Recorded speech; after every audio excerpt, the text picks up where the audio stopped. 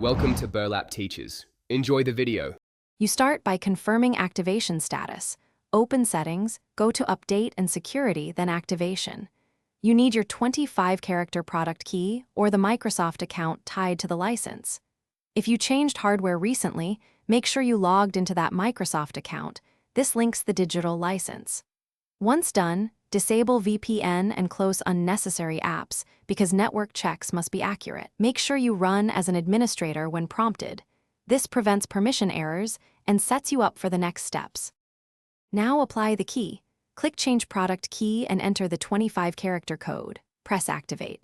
If activation fails, open an elevated command prompt, right-click, Run as Administrator, then run slmgr/ipc followed by slmgr/auto to install and attempt online activation. If you prefer phone activation, run slu4 and follow prompts. For licenses tied to a Microsoft account, sign in under Activation and use the troubleshoot link. It can reactivate linked digital entitlements after major hardware. Complete the process by verifying status reads Windows is activated. Check the product key or digital license wording. If activation still fails, run the activation troubleshooter.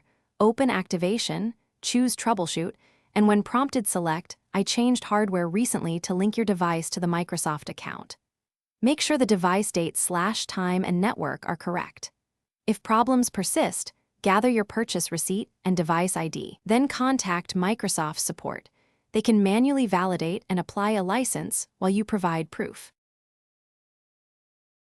Thanks for watching. Consider subscribing if this video helped you.